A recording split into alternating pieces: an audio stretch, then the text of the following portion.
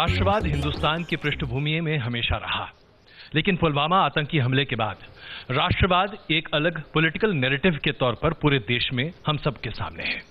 दरअसल कुछ एक लोग तो यहां तक मानते हैं कि उनके पास ये बुनियादी हक है कि वो लोगों को राष्ट्रवादी होने या न होने का रबर स्टैंप लगा कर दें। तो क्या आज राष्ट्रवाद वाकई में हम सबों के कंधे पर हमें एक तमगे के तौर पर लगाकर घूमना चाहिए? क्या ये साबित करना पड़ेगा हर हिंदुस्तानी को कि वो राष्ट्रवादी है या नहीं है? आइए इसी पर चर्चा शुरू करते हैं। अलका लांबा जी, शर्मिष्ठा मुखर्जी जी और गीता भट्ट जी हमारे साथ मौजूद हैं। गीता जी, शुरुआत मैं आप ही से करूं। राष्ट्रवाद एक ऐसी चीज है जो हमें सिखाने की आवश्यकता नहीं है। आजादी के बाद से ही राष्ट्रवाद हम सबों के खून में दौड़ता है, लेकिन अचानक ऐसा क्यों हुआ कि आज हमारा पूरा पॉलिटिकल नैरेटिव राष्ट्रवाद के इर्द गिर्द घूम रहा है? क्या आवश्यकता है इसकी? अजय जी, इसकी जो प्रारंभ में एक बात यहाँ से शुरू करना चाहूँगी कि मुझे याद है कि 2010 में दंतेवाड़ा में 72 सीआरपीएफ जवानों की बड़ी निर्मम हत्या माओवादियों ने करी थी जी। और उसके पश्चात बड़ा दुर्भाग्यवश है कि एक बड़े जाने माने विश्वविद्यालय में इस बात को लेकर मिठाई भी बटी थी।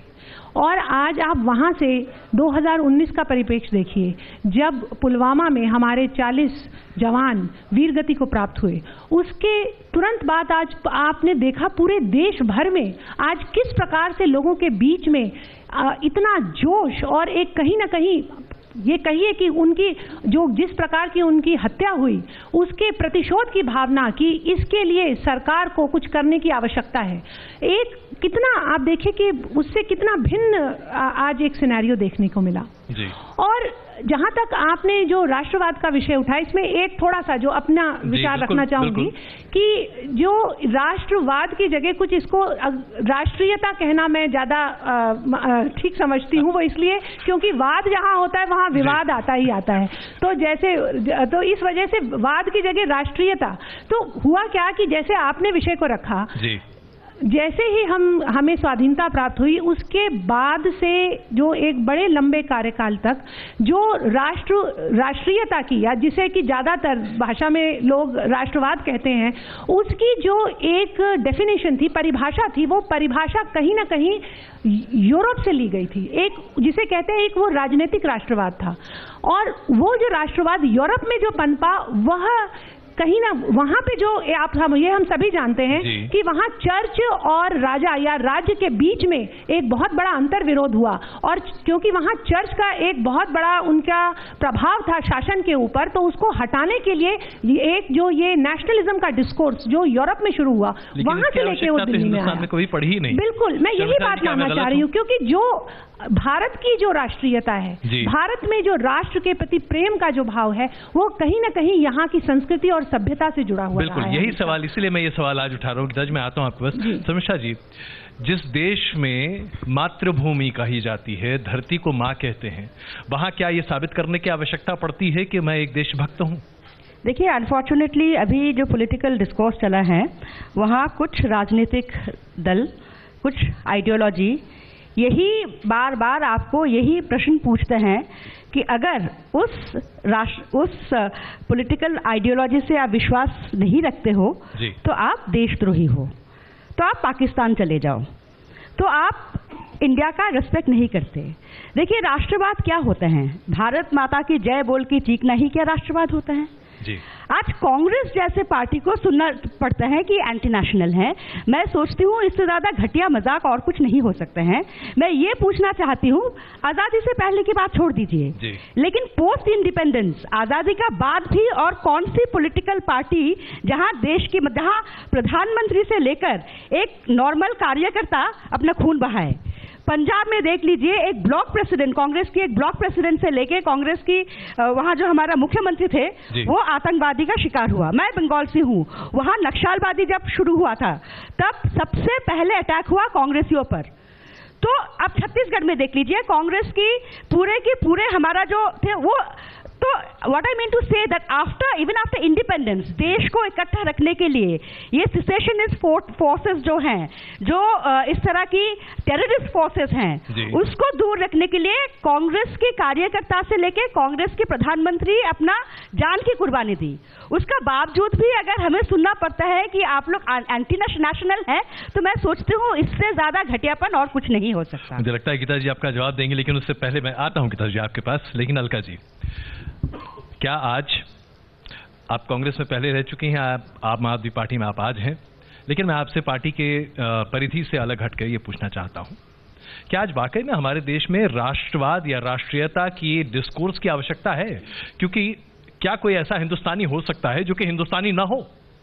यह अपने आप में बहुत बड़ा सवाल है। देखिए, आपने सही कहा, 25 साल हिंदुस्तान की राजनीति में पूरे करने जा रही हूं। 2 दशक कांग्रेस में रही और पिछले 5 साल से एक सिविल सोसाइटी के आंदोलन से जुड़कर एक पार्टी हमने सरकार बनाई। मैंने 25 साल की अपनी राजनीति में ऐसा कभी अनुभव नहीं किया जो बार बार देश के हर नागरिक से उसका राष्ट्रवाद, उसकी देशभक्ति पर पूछते हैं।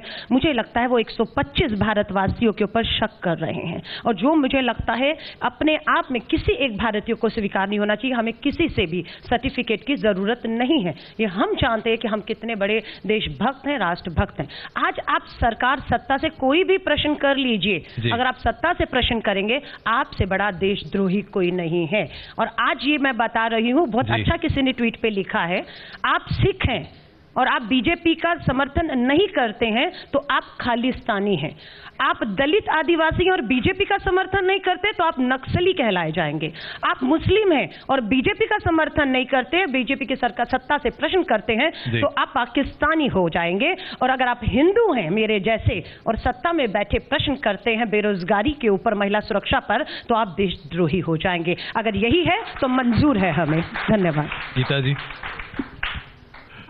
अजय जी, इसको राजनीतिक पार्टियों से जोड़ने का प्रयास नहीं करना चाह रही थी, पर क्या करें, आज का जिस तरह का वातावरण है और थोड़ा दुख के साथ ये कहना पड़ रहा है कि आप अगर देखें, अगर कोई राजनेता अगर उठकर वो यह सवाल अगर उठाने लगे कि अगर 26/11 में 6-7 लोगों ने अगर आके आपके देश के कुछ 100 लोगों को मार दिया मुंबई में, तो इसका क्या, इससे क्या आप ये कह लेंगे कि सारा का सारा जो देश है, जिस देश से वो आए, जहां पूरी उसकी संरचना हुई, जिसके बाकायदा सारे डॉसियर तैयार हैं, तो क्या आप उनके ऊपर ये प्रश्न चिन्ह लगाएंगे उस देश के ऊपर कि वो जो है देश को आप अंकित करेंगे, आप उसको जो है अंकित कर देंगे? इससे अगर इस तरह के सवाल अगर कोई उठाने लगेगा, या अगर कोई, आप देखिए यहाँ सभी लोग बैठे जानते हैं कि भारत ने जितने युद्ध लड़े हैं, सबसे अधिकतम युद्ध किसके साथ लड़े, कौन से देश के साथ लड़े?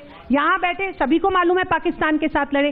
तो क्या ये कहना कि पाकिस्तान के साथ एक हमारी शत्रुता रही है, क्या इसमें कोई दो राय है? क्या इसको कोई झुटला सकता है? नहीं झुटला सकता।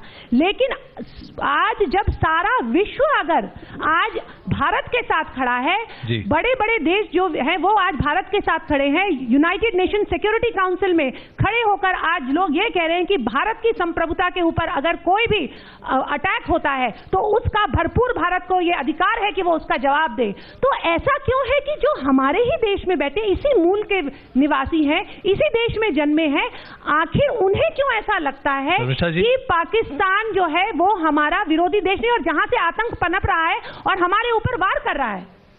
देखिए, गीता जी को शायद नहीं मालूम कि 26/11 का बाद जब देश में एक बहुत ही ऐसे भी माहौल थोड़ा सा बन गया था कि शायद पाकिस्तान का साथ जंग शुरू होने वाला है, तब मुझे याद है कि तब फॉरेन मिनिस्टर थे प्रणब मुखर्जी जी, और उन्होंने पार्लियामेंट में इस बात को कहा कि जिस देश में जिस देश की धरती पे टेररिस्ट कैंप्स लगाए जा रहे हैं, एस्टैब्लिश्ड हैं, तो वहाँ की सरकार को जवाब देना पड़ेगा। बिकॉज आसिफ जरदारी जी तब प्रेसिडेंट थे, तो आसिफ जरदारी जी ने बताया था कि Pakistan is also victim of terrorism.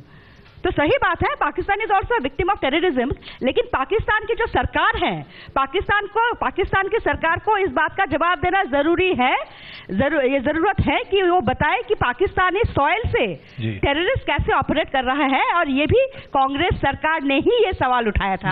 और दूसरी बात मैं बताना चाहूंगी कि 26 देखिए अलग अलग तरीका होता है एक प्रॉब्लम को टैकल करने के लिए। जिस तरह से पाकिस्तान को 26/11 के बाद आइसोलेट किया गया, जिस तरह से लश्कर तैयबा को बैन टेररिस्टिक ऑर्गेनाइजेशन बनाया गया, और जिस कारण उसके बाद अगर आप देखेंगे आंकड़े भी बताते हैं कि टेररिस्ट अटैक इस तरह की बहुत कम हो गए। पिछले 5 साल से जितना ज्यादा अटैक हुआ उससे काफी कम हो गए, क्योंकि ये वजह है डिप्लोमेटिक आइसोलेशन की वजह से। इसमें कहीं कोई शक नहीं है कि सर्जिकल स्ट्राइक्स की बात बोल रहे हैं, देखिए सभी को पता है सर्जिकल स्ट्राइक्स यूपीए का टाइम भी, उससे पहले भी सर्जिकल स्ट्राइक्स इस तरह की काफी हो चुके हैं, इसमें कोई बड़ी बात नहीं है।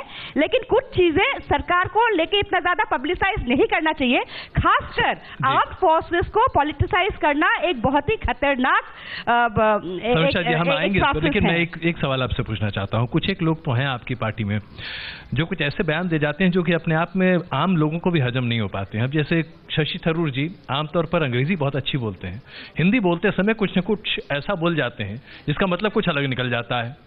मणिशंकर अय्यर जी अंग्रेजी बहुत अच्छी बोलते हैं, अंग्रेजी में ही बोलना चाहिए, हिंदी में बोलते हैं कुछ का कुछ निकल जाता है और ऐसा लगता है जैसे वो पाकिस्तान परस्ती कर रहे हैं।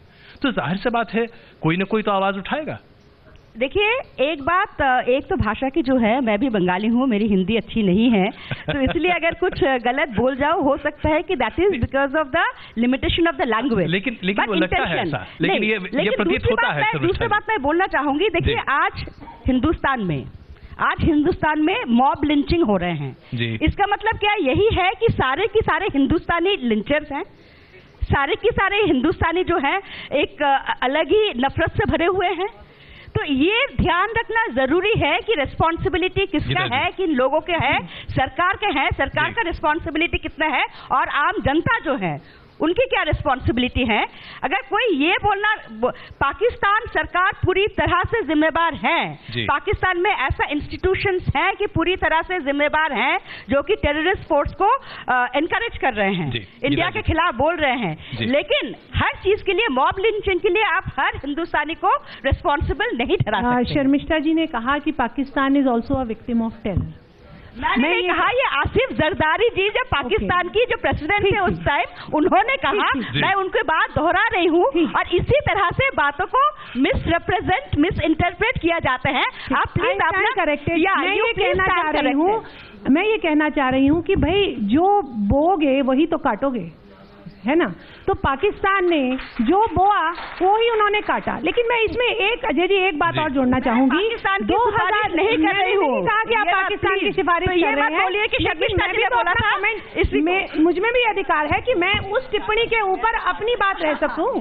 मैं अपनी उस टिप्पणी पे मैं अपनी बात कहने का अधिकार तो रखती हूँ ना शर्मिष्ठा जी। मैंने ये नहीं कहा कि आपने करेक्ट कर दिया कि वो सरदार जी का कमेंट अब मैंने मान लिया, तो बात को वहां से आगे बढ़ाते हैं। मैं ये बताना चाहूंगी 2010 में जब यूपीए की सरकार थी, कांग्रेस की सरकार थी, उस समय 25 घोर इस्लामी आतंकवादियों को भारत सरकार द्वारा छोड़ा गया था। और वो क्या था? वो एक गुड विल जेस्चर था। ध्यान में रखिएगा, कोई अपहरण नहीं हुआ था, कोई अपहरण नहीं हुआ था, कोई अटैक नहीं, कुछ नहीं हुआ था। लेकिन एक गुडविल जेस्चर में उस समय मनमोहन सिंह सरकार ने 25 आतंकवादियों को, किसी को श्रीनगर की जेल से लाया गया, किसी को आगरा की जेल से लाया गया, किसी को जयपुर की जेल से लाया गया और वाघा अटारी पे छोड़ दिया गया। और उन्हीं में से एक शाहिद लतीफ जो मास्टरमाइंड था, जो पठानकोट में अभी 2016 में जो अटैक हुआ।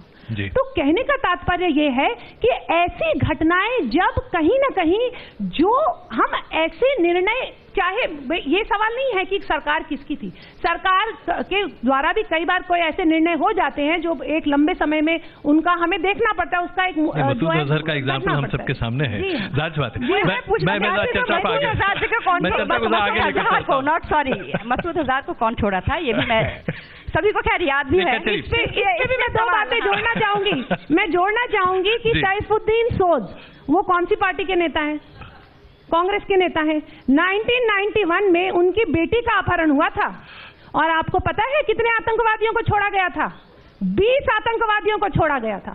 मैं सरकार पे कोई प्रश्न चिन्ह नहीं लगा रही हूं, लेकिन ऐसा भी इस देश में हुआ है। गुलाम नबी आजाद जो मिनिस्टर थे 1991 में, उनके साले का अपहरण हुआ था 1991 में ही।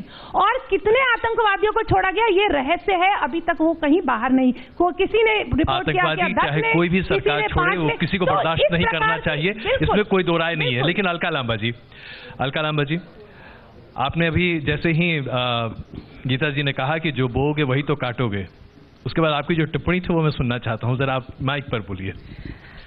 देखिए, ये जो चुनाव है ये पिछली 5 साल की सरकार से जवाब और हिसाब लेने का समय है, लेकिन अब ये कर क्या रहे हैं? अपनी 5 साल की नाकामियों को छुपाने के लिए 50 साल का मोटा कंबल ओढ़ के छुपना चाहते हैं। ये छुप नहीं सकते हैं, जवाब तो ये देश मांगेगा। और मैं इनकी बात से सहमत हूं कि जो बोया है वही हमें आज सामने आ रहा है। अगर मोदी जी बिन बुलाए पाकिस्तान जाकर केक और शॉल ना करके आए होते, पठानकोट में ISI को बुलाकर जांच ना करवाए होते, तो शायद पुलवामा जैसी घटनाएं ना हो रही होती। उरी पर मूवी बनाकर वाहवाही लूटकर हाउस द जोश नारे लगाकर गुमराह नहीं करना पड़ता। समय है, कांग्रेस ने अगर नहीं किया था या नहीं किया, लोगों ने जीरो कर दिया है, सबक दिया है कि आप कहां कहां नाकाम रहे। अच्छे काम भी हुए हैं, नाकाम रहे, एक विकल्प, एक बदलाव मोदी जी में देखा, पूर्ण बहुमत दिया। पूर्ण बहुमत जो कांग्रेस को 35 साल पहले राजीव जी के टाइम में 1984 में मिला था, ये इतना बड़ा बहुमत। कश्मीर में क्या कहा आपने? क्या हाल है आज कश्मीरी पंडितों का? 5 साल निकल गए आपके, कहां है आपका राम मंदिर? कहां है आपके पाकिस्तान के 56 इंच का सीने को जवाब देने का? समय निकलता जा रहा है। नोटबंदी करके नक्सली हमलों से लेकर, आपने कहा आतंकवाद हमले से लेकर पत्थरबाजी थमेगी, आज जवाब देने का समय है। आज की नोटबंदी के बाद कितने बेरोजगार हुए हैं। क्यों लगता है कि सरकार जवाब नहीं देना चाहती? नहीं देना इसलिए नहीं चाहती क्योंकि जवाब है ही नहीं है।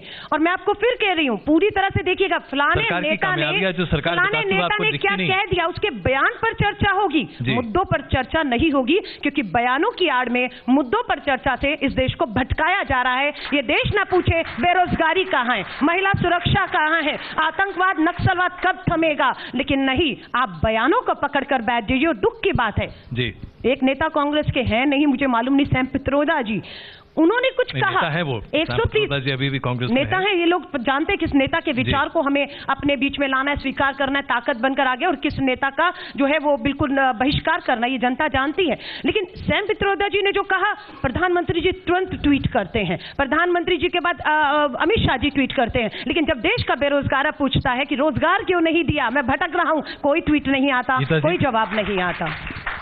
देखिए, मैं सिर्फ ये जानना चाहूंगी कि बालाकोट में जाकर जिस प्रकार से भारतीय वायुसेना ने जिस बहादुरी का परिचय दिया, और उसके पीछे कहीं ना कहीं ये तो हमें मानना पड़ेगा कि देखिए, सरकार की एक इच्छा शक्ति होती है, और जो हमारी जो फौज है वो उस इच्छा शक्ति के अनुसार कार्य करती है। तो उसके लिए क्या ये सरकार को और प्रधानमंत्री को उसके लिए सराहनीय मानते हैं? क्या ये नहीं सराहनीय? क्योंकि आप शहीदों के शवों पर प्रधानमंत्री की सराहना हो तो शर्म आती है, क्योंकि देखिए, बेरोजगारी और राष्ट्रवाद आपस में, इन दोनों में कोई विरोधाभास नहीं है। There is no contradiction between के बाद एक nationalist and asking for employment. They both have their, उन दोनों के अंदर एक अपनी पुलवामा होता है, दोनों की अपनी जरूरत है, अपनी जगह है। लेकिन आप एक चीज बताएं कि क्या आप पराधीन होकर, आपको नौकरी स्वीकार है, पराधीन होकर, लेकिन आपको क्या नौकरी चाहिए? क्या स्वतंत्र होकर आपको नौकरी चाहिए? ये भी एक बहुत बड़ा विषय है जो आपको अपने आप को पूछना पड़ेगा। मेरे पास सिर्फ 1 मिनट का वक्त बचा है, इसलिए मैं शर्मिष्ठा जी आपसे पूछना चाहता हूँ, ये सवाल इन्होंने बड़ा उठाया, पराधीन होकर नौकरी चाहिए या पहले स्वाधीन होकर नौकरी चाहिए? अब 70 साल बाद हम ये सवाल पूछ रहे हैं। देखिए, ये सवाल ही बहुत ही गलत सवाल है, और ये सॉरी टू से कि एक पॉलिटिकल पार्टी की जो एक मानसिकता है वही उसी को दर्शाते हैं कि 70 साल बाद ये पूछ रहे हैं। हम अभी भी सोचते हैं अगर देश पराधीन है तो ये उनकी मानसिकता है, सच्चाई ये नहीं है। बात यह है कि क्या प्रधानमंत्री और क्या देश की सरकार आर्म्ड फोर्सेस की जो सक्सेस है उसके पीछे उसके बदौलत चुनाव लड़ना चाहते हैं। आज जो देश में असली मुद्दे हैं, जो बेरोजगारी के मुद्दे हैं, जो जिस तरह से एक बहुत ही सोशल डिसहार्मनी क्रिएट करने की कोशिश किए जा रहे हैं, उसके मुद्दे हैं। जहां हम लोग ये लोग बोलते हैं कांग्रेस मुक्त भारत, हम बोलते हैं गरीबी मुक्त भारत, हम बोलते हैं बेरोजगारी मुक्त भारत, हम बोलते हैं नफरत मुक्त भारत। ये लोग क्या मतलब सक्सेस पर ये लोग चुनाव लड़ना चाहते हैं, तो ये इनकी सरकार की फेलियर है। अजय जी सिर्फ 10 सेकंड लूंगी और सिर्फ ये कहना चाहूंगी, क्योंकि आज राष्ट्रीयता पर बात हो रही थी, विषय राष्ट्रीयता पर, बाकी विषय भी उतने ही महत्वपूर्ण है, क्योंकि राष्ट्रीयता बात हो रही थी। मैं सिर्फ ये कहना चाहूंगी कि जहां देश की संप्रभुता के ऊपर किसी भी प्रकार का प्रहार हो, चाहे वो व्यवहार से हो, चाहे वो भाषा से हो, लेखनी से हो, षड्यंत्र से हो, उसके साथ भारत का कोई भी नागरिक कभी खड़ा नहीं होगा। आप सबका बहुत धन्यवाद इस चर्चा में शामिल होने के लिए। इसमें कोई शक नहीं है कि मुद्दे आज देश के सामने कई हैं, लेकिन उन मुद्दों पर चुनाव में अगर चर्चा नहीं होगी तो कब होगी? हाँ, ये जरूर है कि राष्ट्रीयता का सर्टिफिकेट देने का अधिकार, या यूं कहें कि एकाधिकार, किसी एक पार्टी या एक व्यक्ति को नहीं है। बहुत धन्यवाद आप सबका इस चर्चा में शामिल होने के लिए।